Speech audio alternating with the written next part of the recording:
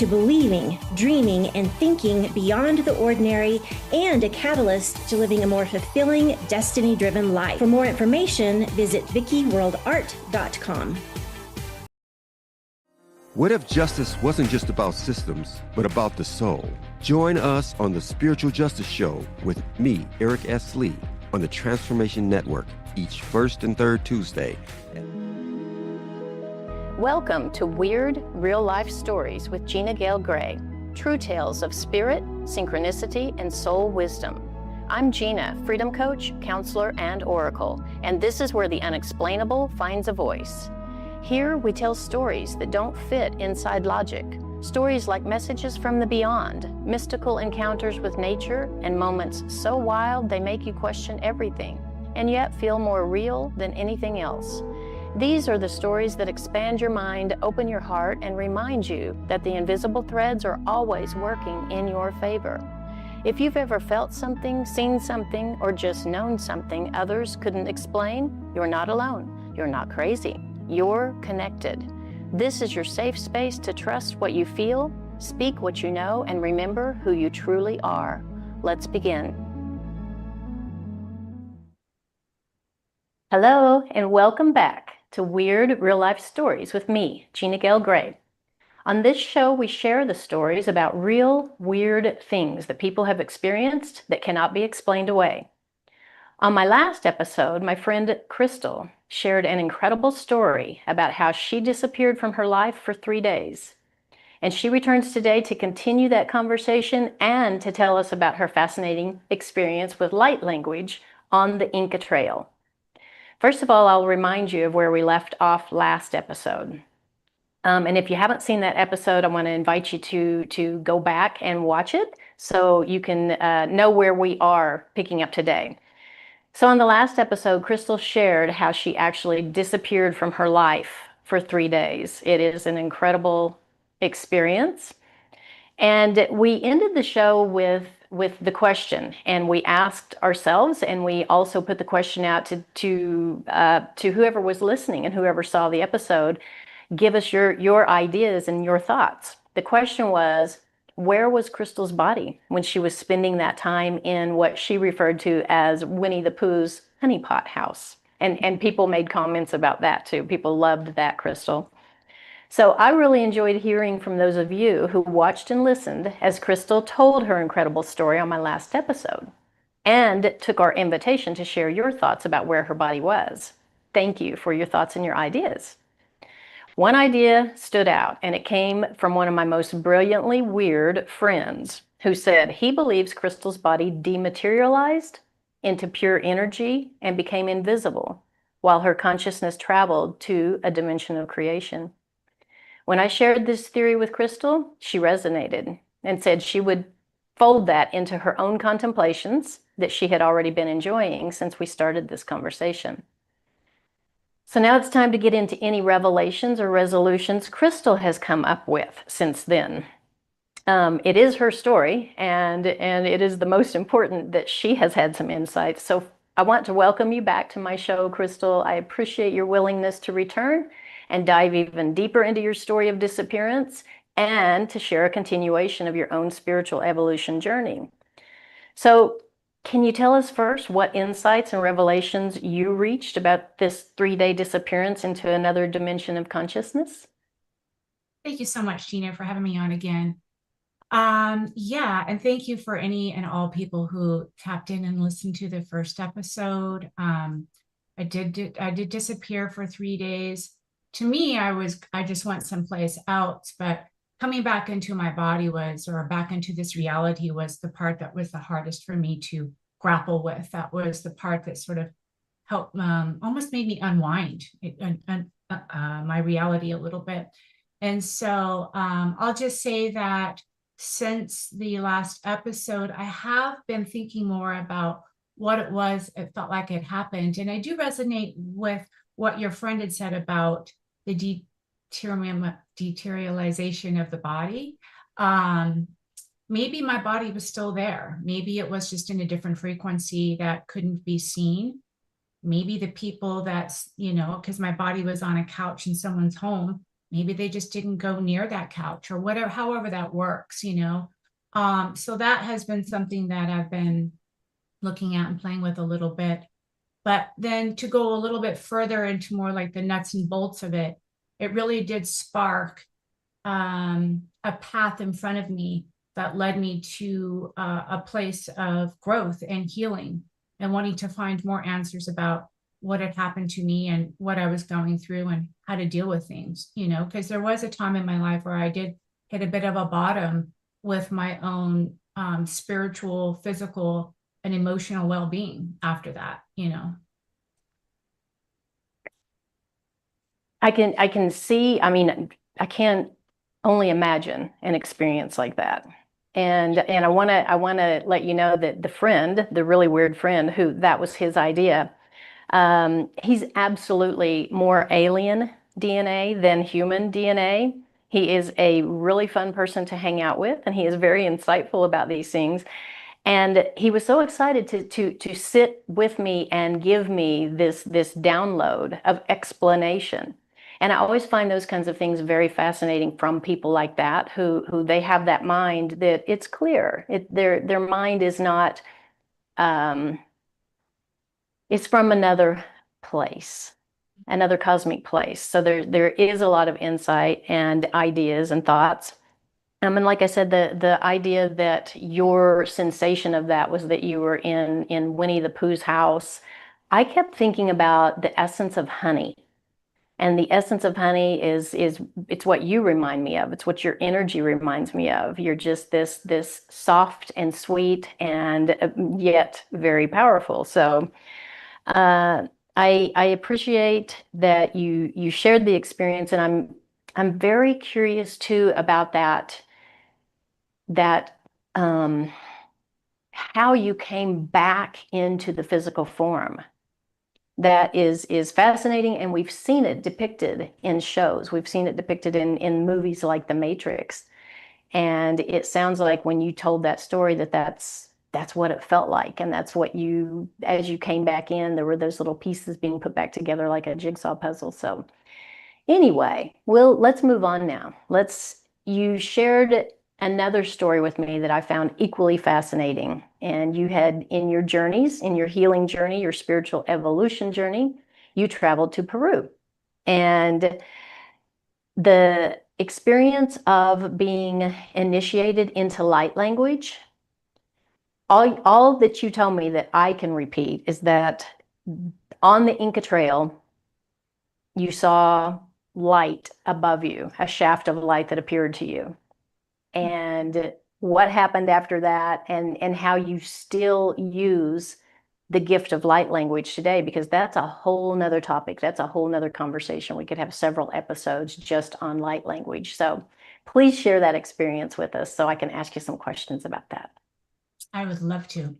All right. I'm going to back up just a little bit to talk about a little bit of the nuts and bolts of how my story unfolded. It started with really because I needed to, I think in order to achieve that place that I went to in Peru and accept the gift that was coming to me, there was some preparation, I look back now, that I had acquired throughout some years. And it started with just basically de-stressing my body and taking my body into places where I would feel more comfortable, talking to people about my childhood, going to therapy, doing things like eating a little bit healthier, making sure I had a good clean water source, those types of things, right? To keep the stress off of my body, because I had quite a bit of fear, and a lot of social control structure was still kind of embedded in my body. And I wanted to really relieve myself of those. And I did simple things, like I said, right? Eating good food, doing certain things, doing exercises, and really trying to find avenues that were going to bring me a little bit of hope. Like, I feel like too, in this day and age, there's this like sort of a social awareness that we are a problem here on the planet, and that we're here as a problem. There's this whole global warming problem, right? And I was really taking that to heart, thinking, how am I going to be any good how is this one person, me, going to be able to help such a big issue? And I felt pretty lost in that. And you can get depressed. I felt depressed and I felt a little anxious around all of that. So I did a little bit of a dive on what that would be like, which is, I found out through regenerative agricultural practices, the earth can and will restore herself in a really fast way. And so taking steps to learn about what my fears were and finding the solution, I found there's a solution to all of my fears out there if I just looked and was open enough to receive the answers that I was given. So I want people to know that, because that's kind of where I come from, which led me to like composting, which cleaned up the way that I felt about my food source, and clean eating, right? Which really helped my body, staying with organic foods. And then even, there's a lot of free recycling programs that I joined online, and I mail some of my stuff out to get rid of some of that shame I had around my garbage. Just these small little things that really was like, I always picture like a jar full of pennies. Like if you pick up one penny, it feels like it's not worth that much. But I started putting pennies, these spiritual pennies, into this penny jar. And eventually you get enough pennies to where you have a different choice. You can go on a vacation, you have a different choice in the matter. And that's what it felt like I did with my spirituality. So along the way, as I was unfolding and recovering and finding my path of spiritual awareness and what that meant for me, part of it led me to spiritual travel. So I found, anyone can go to my website and find out information about any of these topics I'm about ready to discuss. But I went to Peru, and we were staying with there was about 12 of us, and we met at the same time, which is in Peru, small group of people led by a shaman woman. And she took us around these sacred sites in Peru with another local shaman.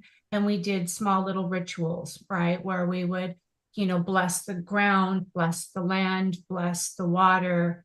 And it was April of 2024. And it was during that solar eclipse. Now, that wasn't really planned. It just seemed to line up. So it was kind of another thing that lined up for me on that trip. But at one point, we went up on the Inca Trail. And that trail is old and ancient. And there's water that flows too out of the ground, natural water. I think that was another part of it too. But we were standing up there, and there was a woman that was on the trip who spoke light language. And I had only heard light language before that on the Gaia TV network. About 3 weeks prior was my first experience of hearing it. And I wasn't sure what I was hearing. I didn't know what I was hearing. And so when I got on the trip, I found myself sort of drawn to this woman who was speaking it. And at one point on the trail, I felt a tap on my shoulder, and I turned around. My husband was there with me. And he said, go over there and stand next to, her name is Kathy. And there's an energy spot she's on. And it's too intense for me, but I think you'll like it. And so I walked over there, and as I stood in front of her, it was a lot of energy. It was like a lightning bolt went through the top of my head and down to my feet. And I'm standing there, and I could feel a tickling in my throat chakra. But I wasn't saying anything. And she's standing there, and she's looking at me, and she's about this far away. And then she's telling me to go ahead and speak. And as I did, it felt as if I moved slightly out of the way, and a channel came through, and it was a language I'd never spoken before. And I could hear it coming out of my mouth, but I knew that it wasn't really me who was saying it. And so at that moment, she was also speaking light language. Now, from my husband's point of view, he says it was really kind of crazy. It looked like you were two aliens just kind of squawking at each other, because no one really knows what you're saying. And then at that moment, I realized I was sort of feeling ungrounded. There was a large surge of electricity moving through my body. And she just intuitively put her knuckle on my chest, and it grounded the energy down into the ground, which felt much easier to maintain. And I thought, oh, that's what I need to do with this energy, is push it into Mother Earth. Like, she's ready to receive it. And so, and at the same time, what I was really aware of was right above me, looked like in my mind's eye, a kind of a square shaft that had opened. And as it opened, I looked up and I could see through the veil. And what I experienced was something that I can't put into words, but what I felt was, I just heard myself saying, oh my gosh, it's real. Oh my gosh, it's real. And it was really this other place that held all of these frequencies of angelic frequency and kingdom frequency and light frequency. Like, it was all right above my head. And so then we stopped. She stopped and I stopped. And I'm standing there and I was pretty shaken up, right? But I was still pretty grounded. And for about maybe 10 minutes, I just started walking around the tops of the mountains on my own. And I was in conversation with something or someone, or maybe my higher self. I felt like I had access to something greater than me that had knowledge of anything I wanted to think about or talk about. But it wasn't in English. It was more in a frequency.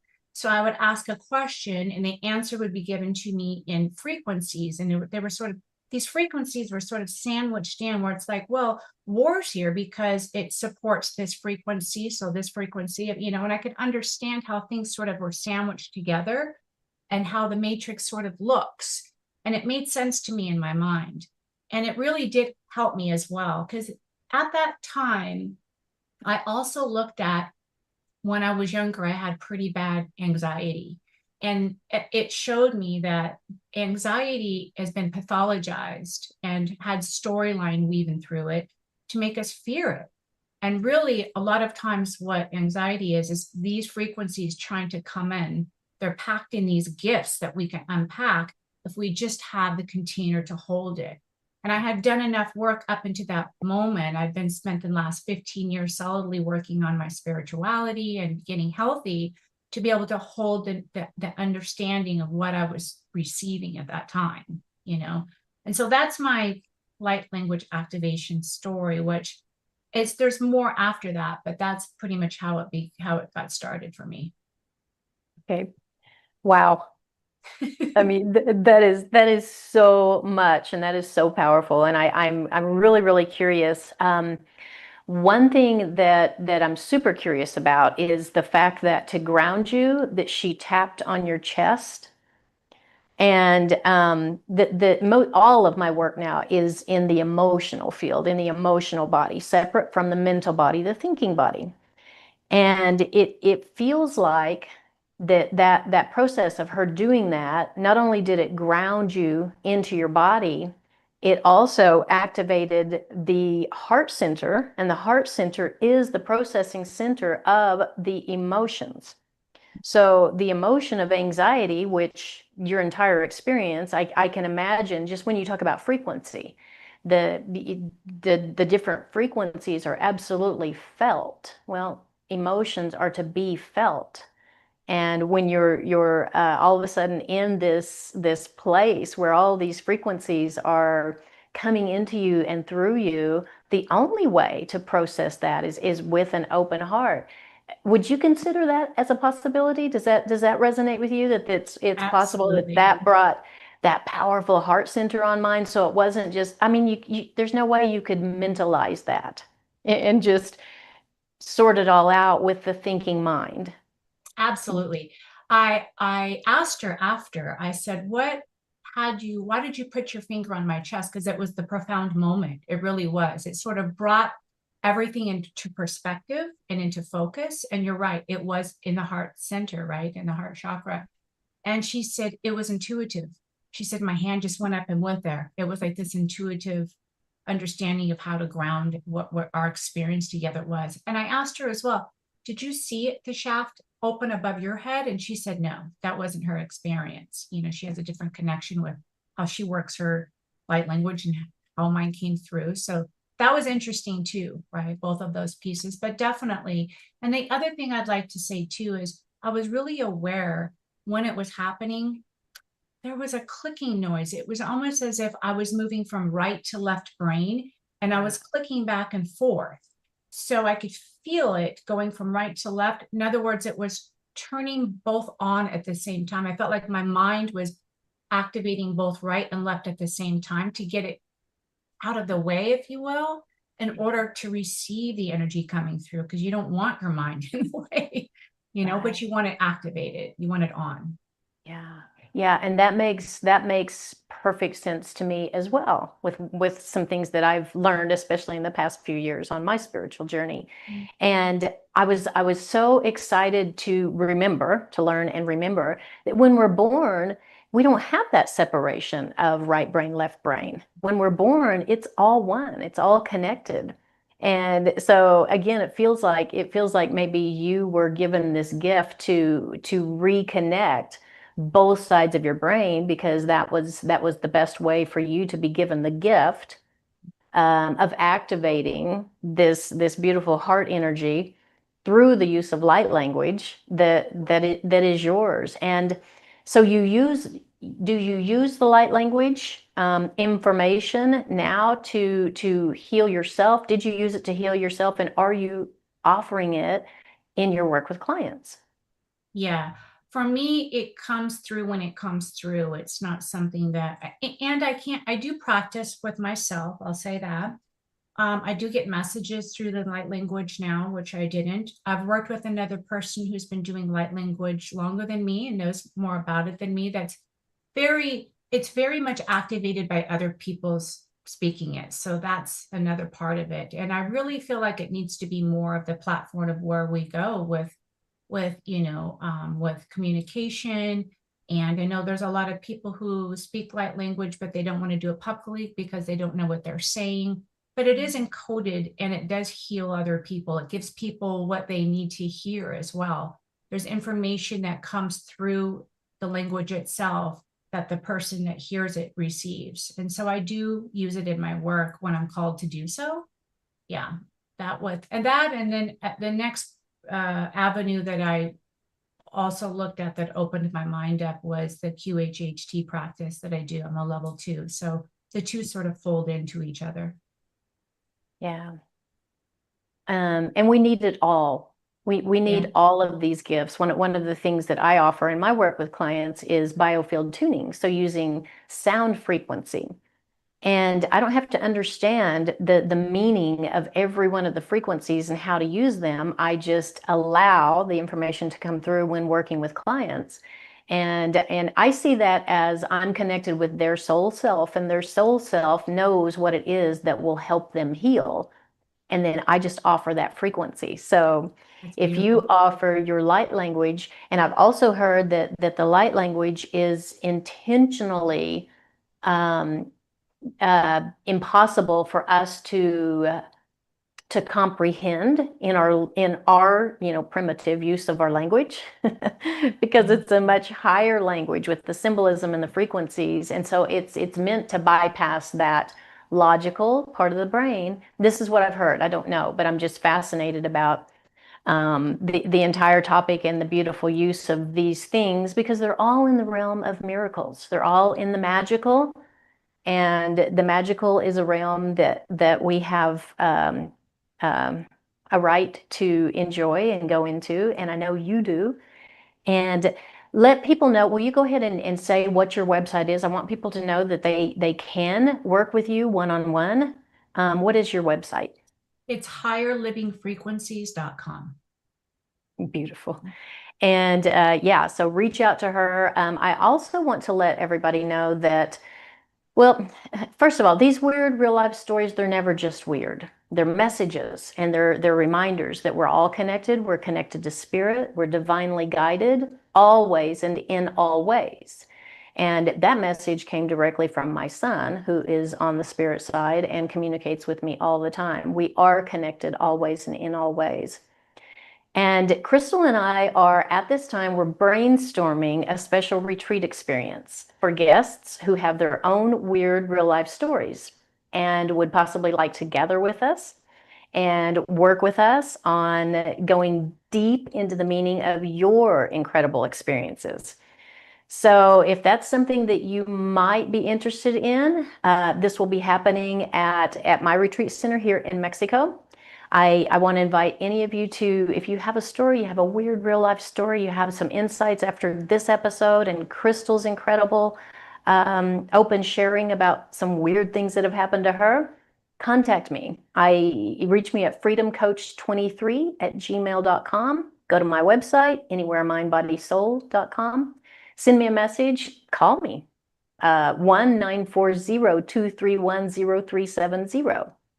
And send me a message. I want to hear your weird real life stories. I want to connect with people. Crystal and I want to connect with you and work together.